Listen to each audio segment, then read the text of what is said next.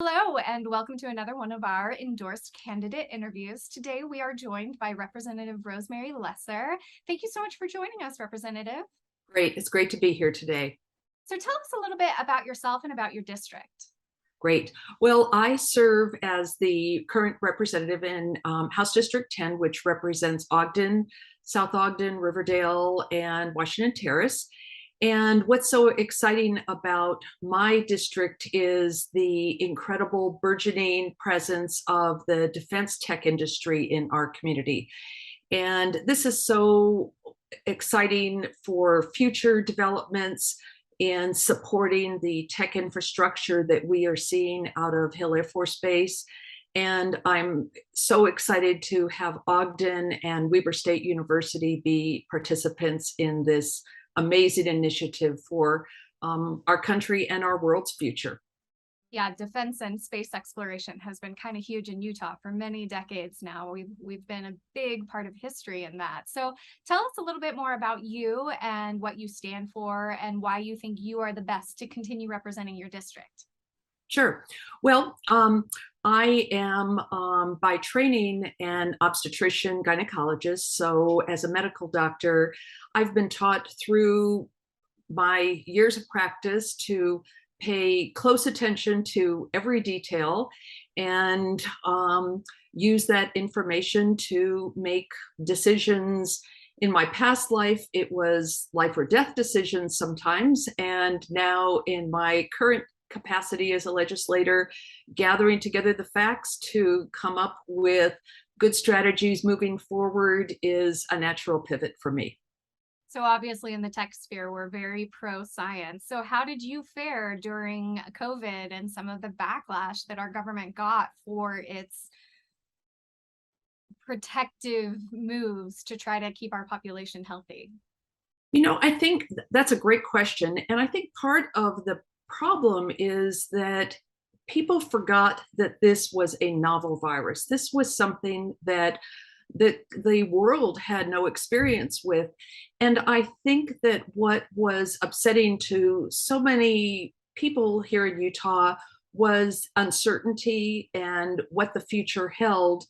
And I think that as scientists, we've come to recognize that sometimes you have to be comfortable with the fact that you may not know every aspect of the facts for your decision making, but you make those decisions with the information that you have at hand. And I think that initially it was problematic because it was not immediately embraced that it was an airborne infection. And some of our early missteps led to widespread distrust, and that was problematic.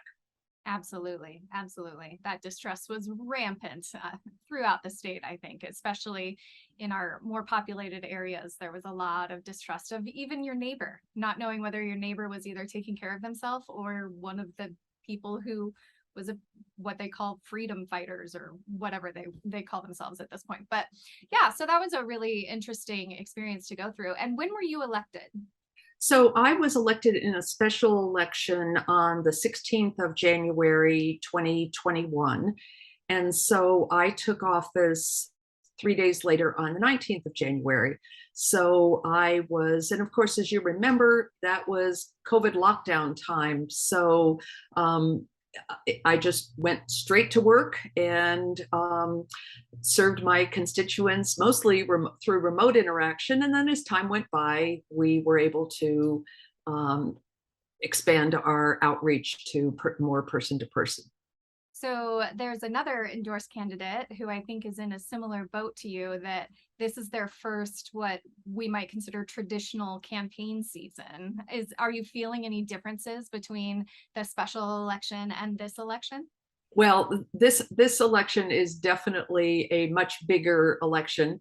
And the one thing that was advantageous about the special election is that the campaigning period was 11 days.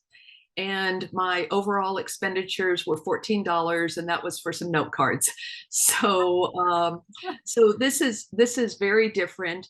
But I understand now how this campaign season is really important to solidify positions, to have a record upon which I will be judged, rightly so. And this allows me the opportunity to say, this is who I am, and this is who you have seen in these past 2 years. So I'm excited about this being a traditional campaign now. Definitely, definitely. So a lot of our focus in the tech community deals with education, and people are sometimes confused by that. But we are looking to build a successful Utah for the future, focusing primarily on our workforce, whether that's recruiting or educating the people that we have here. Can you tell us a little bit about not only your district and the military side of that, but public education and public universities in your area and how you support them? Sure. Well, I am very fortunate to have Weber State University be in my district. And one of the results of a recent audit showed that teachers who train at Weber State University have the greatest retention in the education sector. So this is really exciting. And I think it's the result of some really innovative educational initiatives that Weber State has embraced in teacher training to, you know, have teachers feel fulfilled and understand their mission. And as an outcome based, again, very much a tech paradigm, is that basis makes them much more likely to stick with that position and be the effective teachers that we need for the future. So Weber State is certainly the gem. It will also be designated soon as Utah's first Hispanic designated university.